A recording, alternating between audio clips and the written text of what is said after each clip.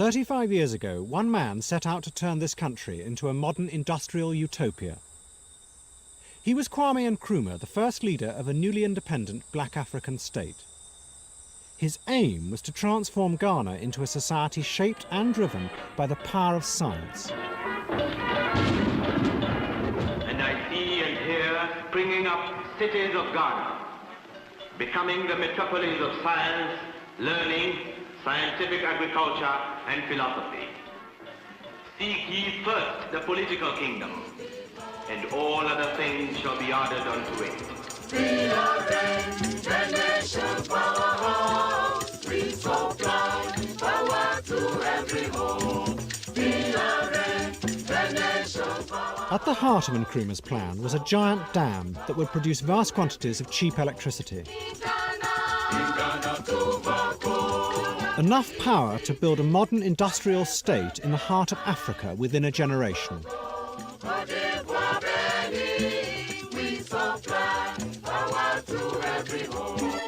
But what Nkrumah did not foresee was that with the dam would come other, more dangerous forms of power which he could not control.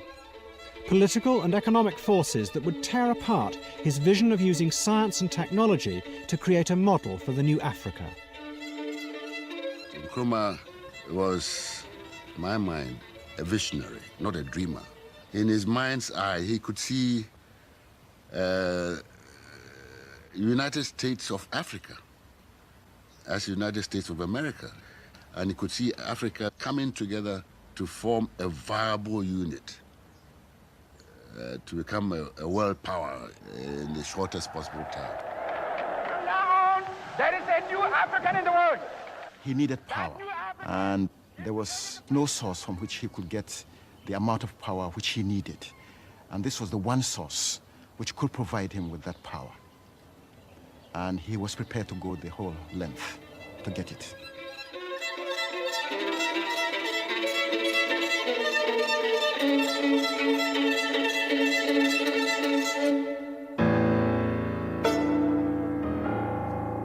We begin in West Africa, one of the two great areas of the world where we have ruled but never settled. To the people of the Gold Coast, there came last week a day that will always be remembered in their history. For here, in what's been a British colony for more than a century, nearly 1 million people went to the polls in their first general election. The main issue in the election lay between those who want self-government sometime in the future and those who want it now, like the Convention People's Party, the CPP. Their leader, Kwame Nkrumah, spent election day in jail, serving a sentence for incitement and sedition. Nkrumah's rise had been irresistible. After spending 10 years in America as a student, he had returned to the Gold Coast in 1947. Within 2 years, he had formed a political party. 2 years after that, he swept to power. Although the British still controlled trade, defence and foreign policy, he had become the first black African Prime Minister. Nkrumah, before coming into power, has, in his election manifesto, had made certain promises about development, about turning the country into a modern industrial country. Nkrumah very much believed that for development, power was necessary, that you had to have power, that without power, you couldn't develop. Power meant electricity, and the source was to be the giant Volta River that flowed through the eastern half of the country. Ever since the 1920s, the British had planned to build a dam there. A hydroelectric plant would produce electricity to make aluminium from the Gold Coast's vast reserves of the mineral bauxite. In the early 50s, Britain was desperate for a cheap source of aluminium. Nkrumah joined with the British to resuscitate the scheme. This is the Volta, the greatest natural resource of the Gold Coast, whose latent power is the mainspring of the most visionary development project in the whole of Africa. And this is bauxite, which lies in millions of tons beneath the green forested hills of the Gold Coast. From this red earth, man can extract the shining wonder metal of today, aluminium. And that is the aim of the Gold Coast, to cap the march to independence with a dramatic leap into the age of technology.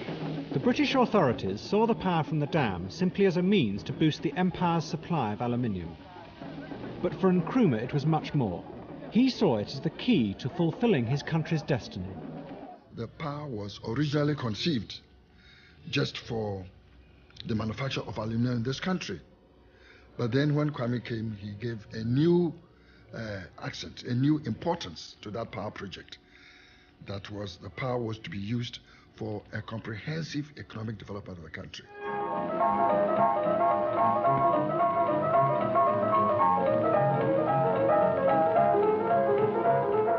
Together, Nkrumah and the British organised a travelling exhibition to promote the Volta scheme.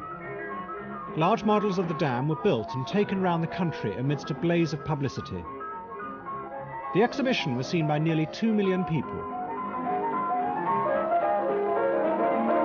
Some elderly folks, their reaction was first, is it possible, is it feasible for this to happen in their lifetime? And I remember in one particular place, there was one farmer who came in the cloth and did ask the question, what can he do to help for the project to come on? The two mobile cinemas ranged the country ahead, showing films to audiences large and small, wherever they could find them. Showing how great rivers can create prosperity for the people who live beside them. The exhibition was a great success, and it helped Nkrumah consolidate his political position. But to his opponents, whom he had defeated in the election, the Volta scheme was a dangerous trap. Just another cycle in the British exploitation of their country. The British people were anxious to give us that scheme. And one thing I must make clear, the scheme was not started by Nkrumah. The Volta River scheme was an old scheme of a British government. In 1953, Nkrumah's opponents forced a debate in Parliament. In a series of speeches, the opposition MPs warned that Nkrumah was in danger of enslaving the country to powerful interests far beyond his control. As a long-term scheme, it is excellent. But as a short-term scheme, Mr. Speaker, it is suicidal. I would say that no nation which is beginning to free itself puts its neck in a position in which it will find itself in economic slavery. At the end of the debate, Nkrumah defended his partnership with the British. "We are not boys," he said. "Do you think I am a fool to enter into a project like this blindly? I am not so damn silly as to put my nose into something that is detrimental to this country." All my life, I've been a man of peace, working for peace, striving for peace, negotiating for peace. But I'm utterly convinced that the action we have taken is right. In 1956, Britain invaded Egypt to prevent President Nasser from nationalizing the Suez Canal. Within 10 days, the United Nations and the Americans forced them to retreat. Suez symbolized the decline of Britain's colonial power. Vast projects like the Volta Dam began to look increasingly insecure in the face of confident new African leaders. And Britain was running out of money. That same year, Nkrumah's government was told the Volta scheme was shelved. Nkrumah had received the news that the British government intended to pull out of the scheme because the finances were getting too large for them to handle. He was almost in despair. Everybody was depressed. All of those of us who were involved in it in any way were shattered when we discovered that the project was on the shelf. And Nkrumah, but Nkrumah was not a man to allow depression to take over. On the 6th of March 1957, the Gold Coast became Ghana, the first black African country to be free. Ghana, your beloved country, is free forever. We are going to demonstrate to the world, to the other nations, young as we are, that we are prepared to lay our own foundation. Out of the darkness, the pledge and the promise. The promise of independence was not just going to be just freedom, but that people will see it in their lives. A promise that we are going to industrialize the country as a means of generating growth, economic growth. And industrialization means that we must have power. And therefore, the first thing was that all of us should harness all our resources to getting the power established.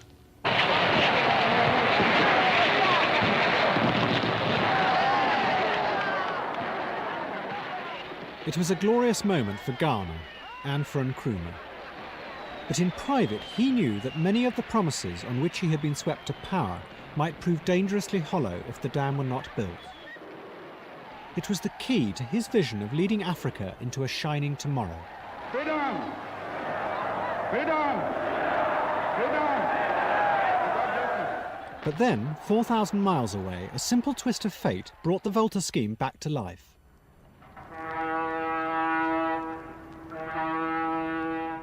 At the end of 1957, Nkrumah's finance minister, Kwame Bedema, went to America on a private visit. I was invited to Maryland State College to give a talk on the newly independent Ghana. And as I was driving there from New York, I felt like having a drink of orange juice or water at a roadside restaurant, Howard Johnson's restaurant in Delaware.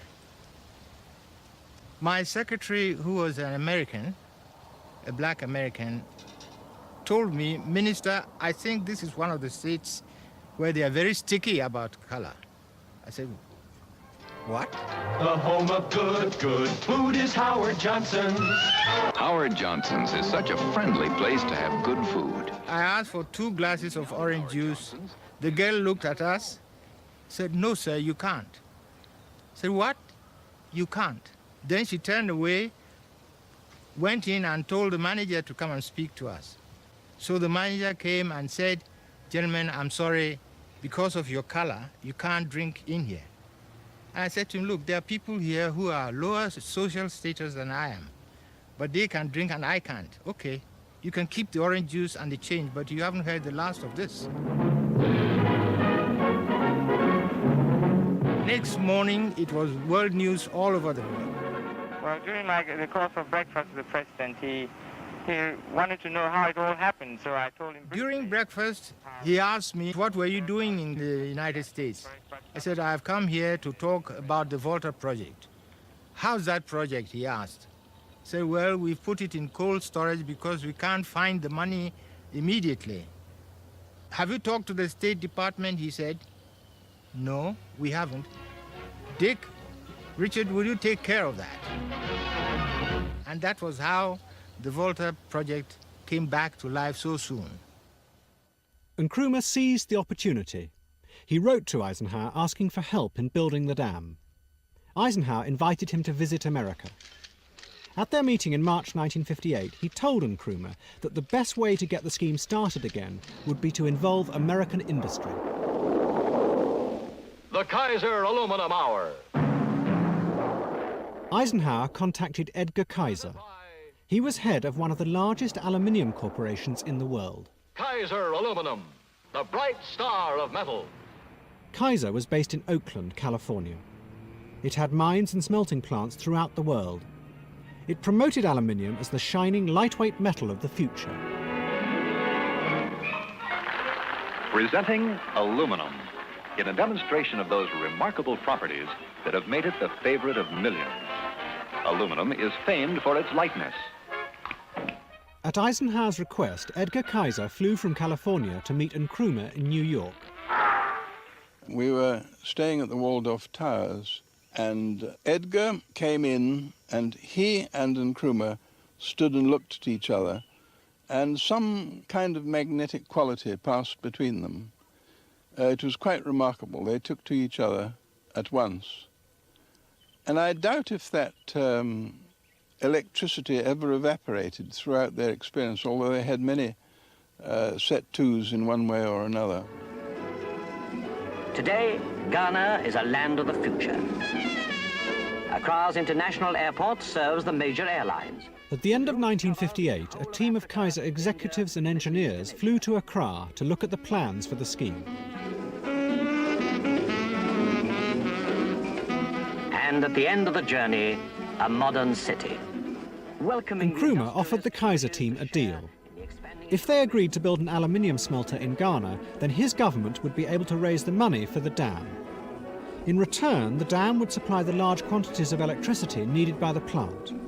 The rest would go to power the future industries of the new Ghana.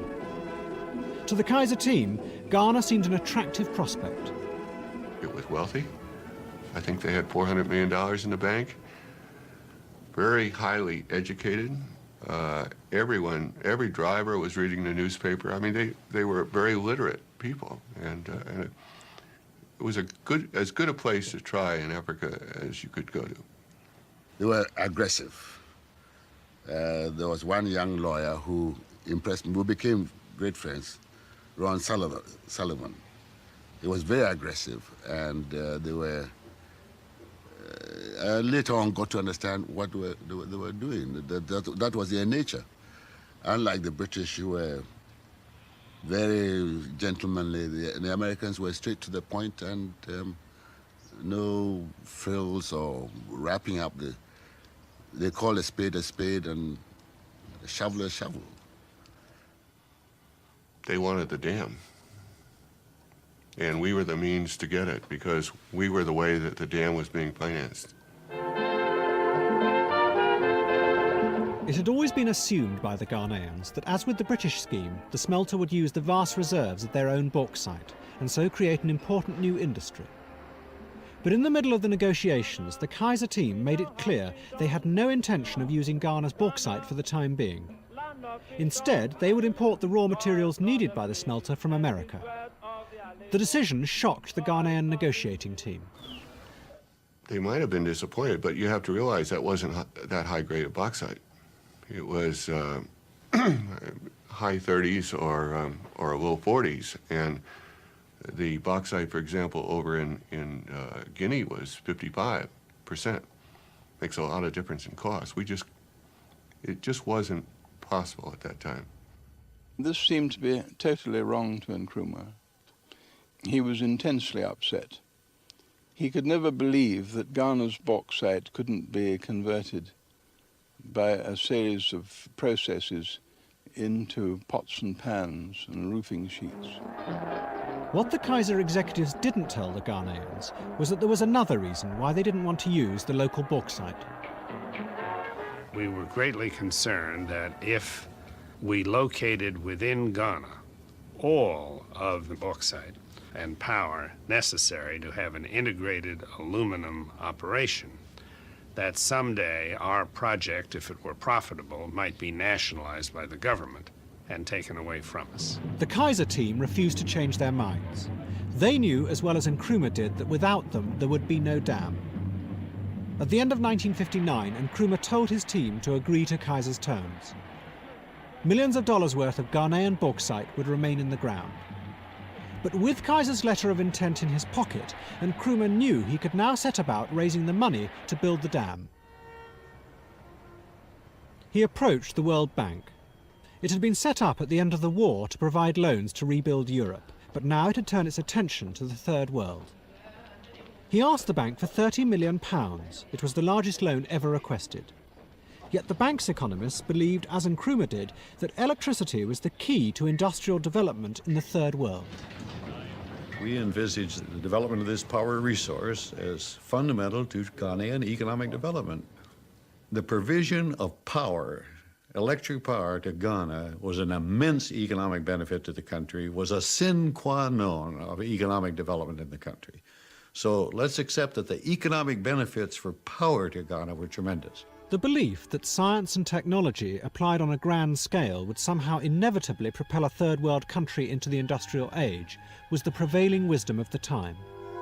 It was called the theory of takeoff. It gripped the imagination of politicians and economists both in the West and in the Third World. In June 1960, the World Bank approved the scheme in principle, but its report had important reservations. The most serious concerned the price Kaiser paid Ghana for electricity. The World Bank made it clear that if Nkrumah was to get the benefits he expected from the dam, he must negotiate a certain minimum rate for the power. If he didn't, Ghana might find it difficult to take off. Our report essentially was saying to Ghana, this project will succeed and we're prepared to make a loan on it, and the loan can be paid out if the power price is right. This was absolutely the key to the negotiations. As a conductor of electricity, it's hard to beat. But Kaiser needed a low rate if the smelter was to be profitable. A second round of negotiations began. In toughness and adaptability, it can be made as strong as structural steel. Nkrumah faced a terrible dilemma. His advisors and the World Bank told him that if he accepted the price Kaiser was offering, the high expectations he had of the dam might not be realized. But if he refused, Nkrumah knew that Kaiser would pull out and the dam would never be built. Nkrumah was a man besieged. He had to do something. As you know, he had raised up hopes of the development of the country, that the Volta River project would turn Ghana into a modern industrial country. He had no other program. Insofar as he saw it as providing this minimum of the power which he saw, he was prepared to go along. The negotiations dragged on through the autumn of 1960. Neither side would give way on the electricity price. Finally, one hot afternoon in December, Edgar Kaiser decided to confront Nkrumah and force the issue. Kaiser asked for the meeting to be adjourned and went straight to Nkrumah and explained that perhaps his shareholders would not go along with the project if we asked for a higher power rate than Kaiser was asking for. A message came back after lunch, direct from Nkrumah, that we're to go ahead and accept the rate. He wanted the project at all costs. Kwame Nkrumah and Edgar Kaiser on the 22nd of January 1962 signed the master agreement, which enfolded every provision that was necessary between Edgar Kaiser's company and the Ghana government. When they had signed it, they stood up and clasped each other in a very, very genuine embrace. I was there together with a large number of other distinguished guests, and I don't think any of us will ever forget it. The following day, we all went to Akosombo, and Nkrumah let off a vast charge, and the scheme started.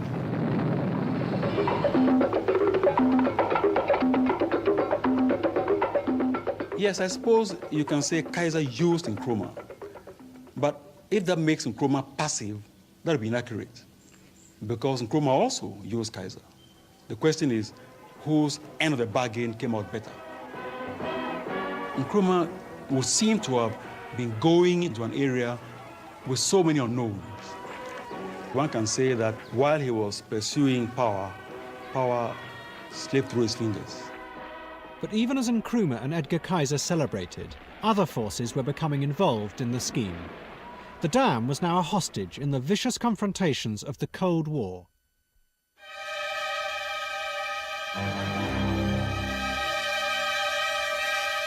A year before, the Congo had been torn apart by a brutal civil war. America and the Soviet Union backed opposite sides.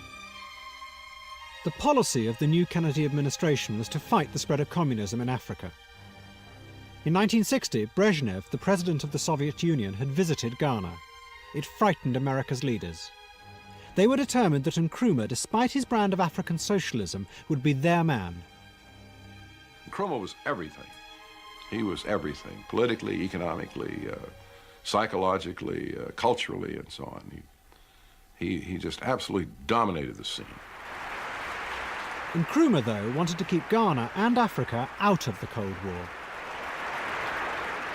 Presidents and distinct delegates, it's quite clear that a desperate attempt is being made to create confusion in the Congo, extend the Cold War to Africa, and involve Africa in the suicidal quarrels of foreign powers.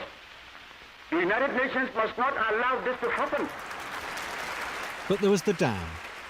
The American government realized that it was a powerful weapon with which to ensnare Nkrumah. Like the World Bank, the Kennedy administration had agreed to lend millions of dollars to the scheme. In an internal memorandum, the Secretary of State, Dean Rusk, made it quite clear what this money was for.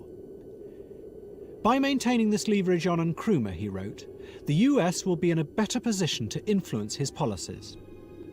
In public, though, it was called foreign aid.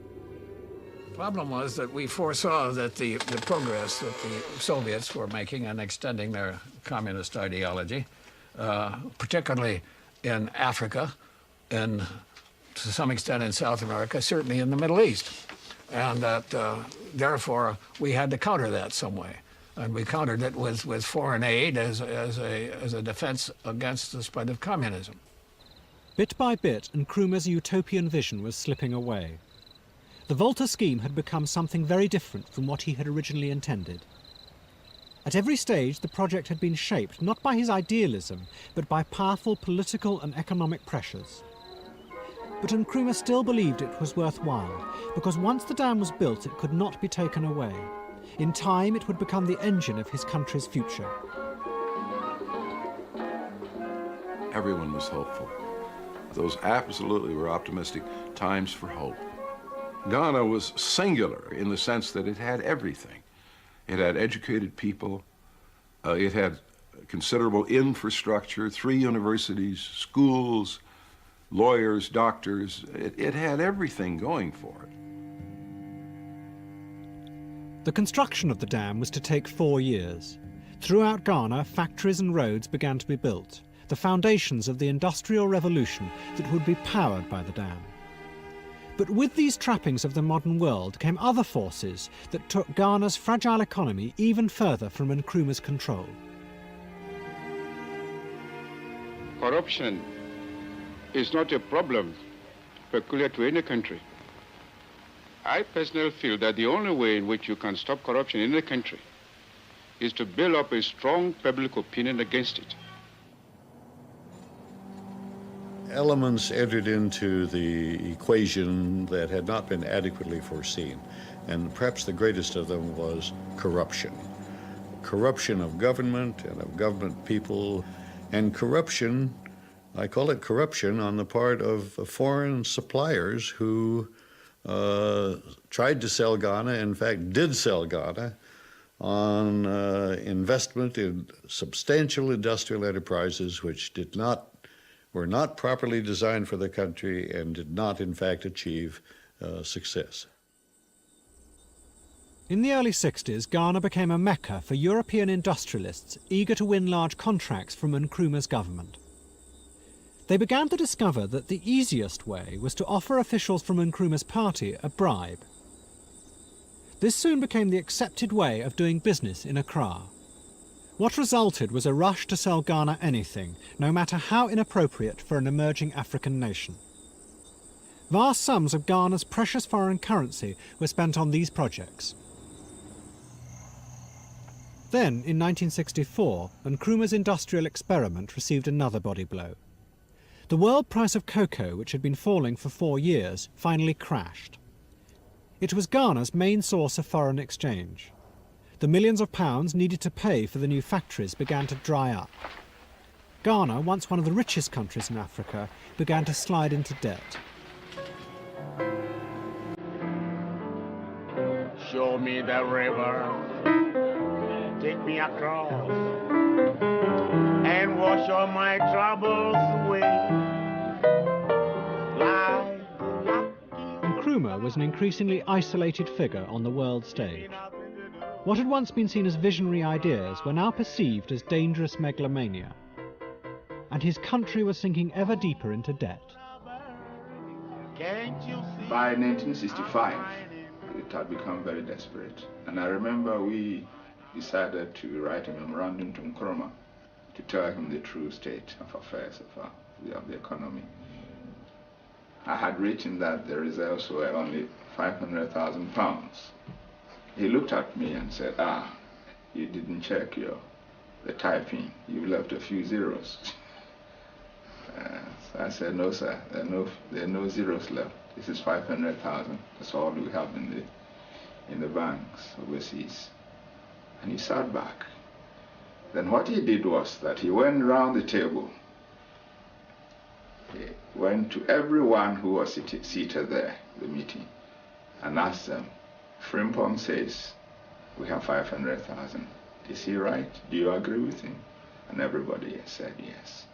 That was the first time the whole cabinet acknowledged to the president that Ghana was bankrupt. A river, take me across and wash all my troubles away. Like the lucky old farmer, give me nothing to do. Roll around having all the... Our objective is African Union now. There is no time to waste. We must unite or we perish. I am confident that by our concerted effort and determination... Kwame Nkrumah was losing both domestically and internationally in his posture. He was practically alone in Flagstaff House. He was really a little bit paranoid. It was really awfully sad. He was even afraid to... I remember they opened their parliament one day, and Nkrumah didn't want to take the chance to drive from Flagstaff House to the Parliament building. He was a prisoner in a sense. You know, there had been a couple of attempts on his life while we were there. So he had reason to be a little bit apprehensive, but toward the end, he was a different person.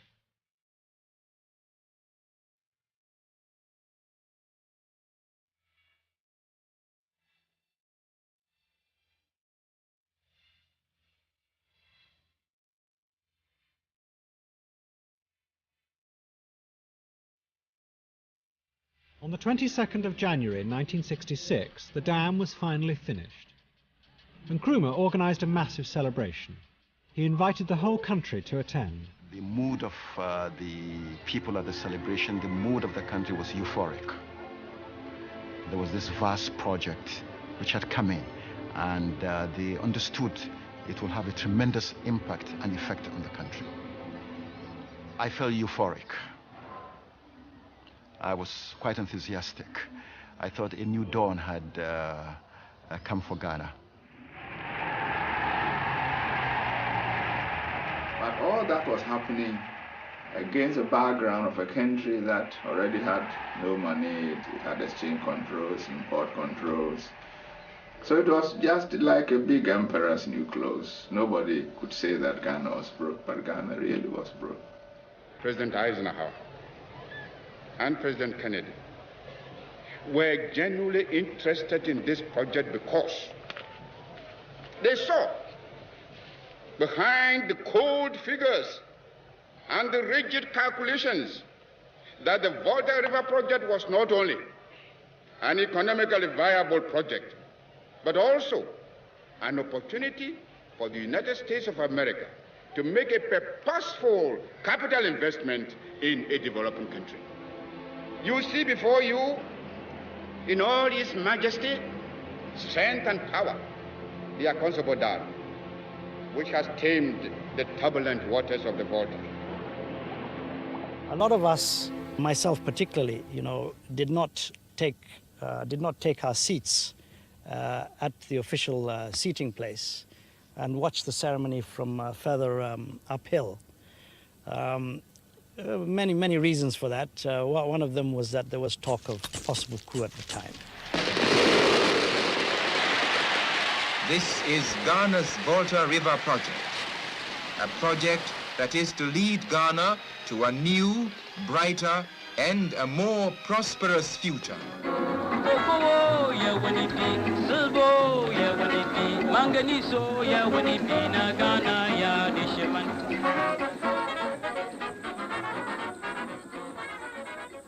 Citizens of Ghana and fellow countrymen, good evening.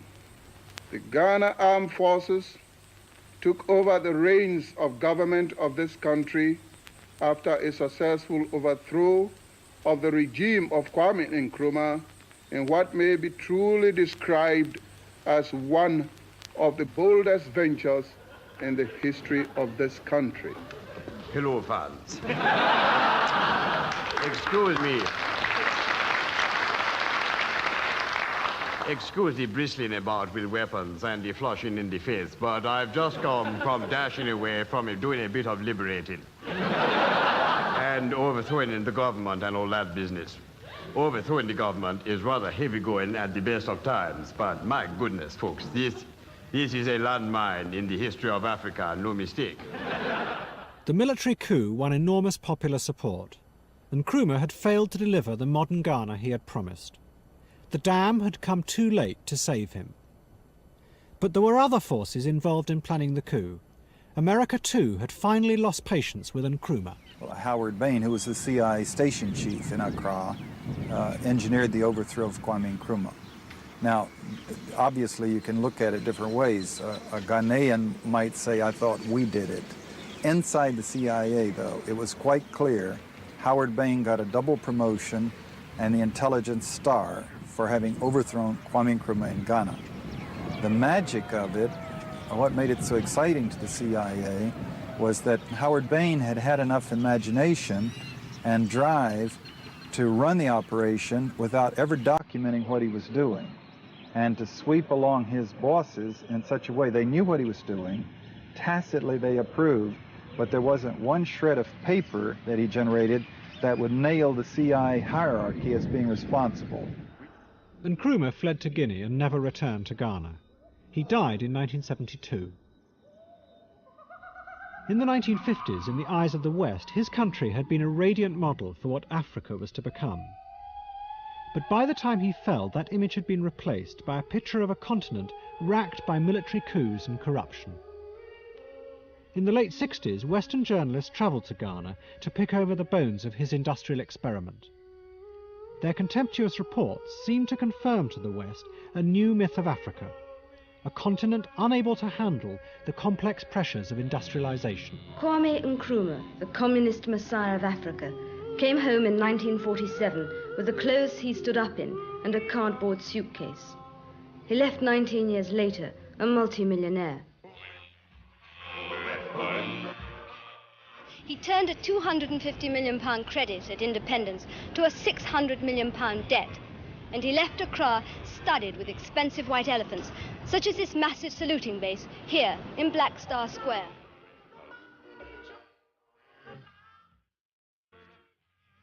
Today, Black Star Square, built by Nkrumah for mass parades to demonstrate enthusiasm for his rule, remains as a bleak reminder of his conceit. Overlooking the square was Job 600, built by Nkrumah specially for the OAU conference in 1965. It's never been used since. This luxury block was to house the Pan-African Congress. They never came. There was the Accra-Tema motorway. It cost £6 million to duplicate a fast good road already in existence. They say the Russians actually managed to sell snowplows to this state in equatorial Africa. For Ghana, the years following Nkrumah's fall were ones of economic failure. The dam worked well, but the industrial world that was to have sprung up around it failed to materialize. Those Ghanaians who had been moved to make way for the dam found themselves stranded in the wreckage of Nkrumah's dream. I become quite disgusted because we are directly about 3 miles from the Volta Dam. But we don't have power, no electricity, no water. So my feeling is that when we have these things, we can do so much to help the nation.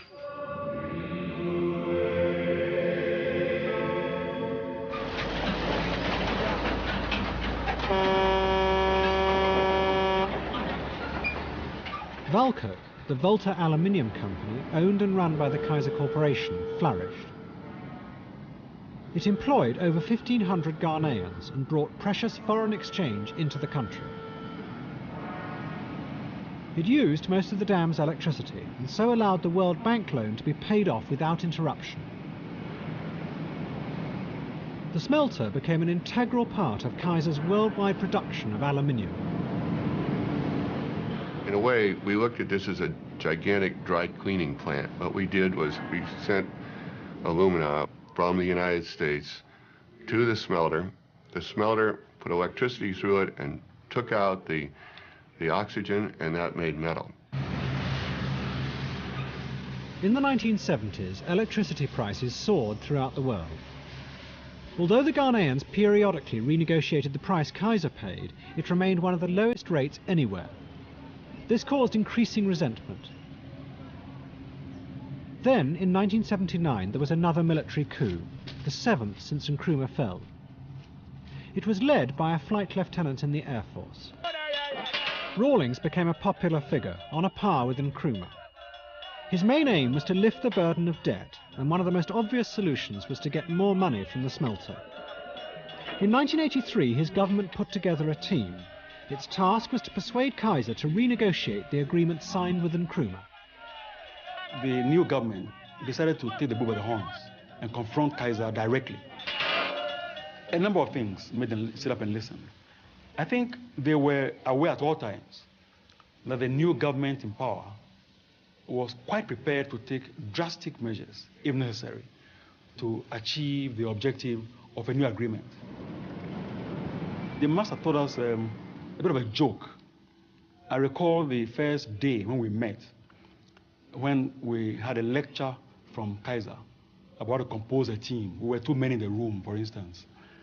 And I said, well, you choose your team, we will choose our team. We were young, green, and inexperienced, and I think they underrated us. Valco's management agreed to meet the Ghanaians, but the talks soon became bogged down in disagreement.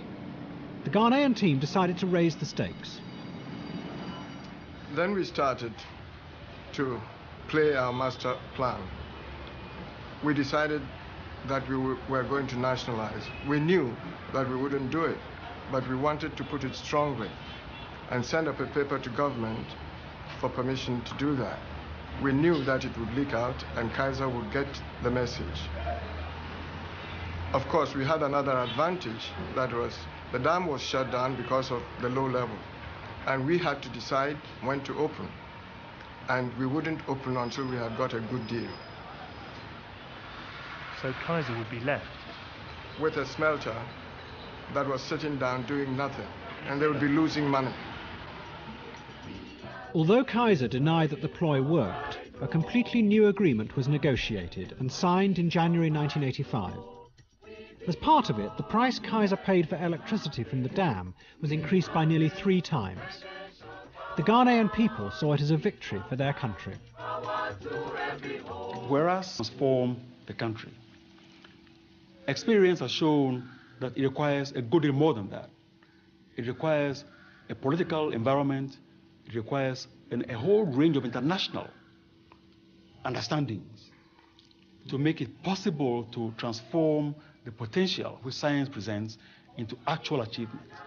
And regrettably, Ghana was not able to draw upon these other elements to make its vision of science and technology in the driving seat realizable.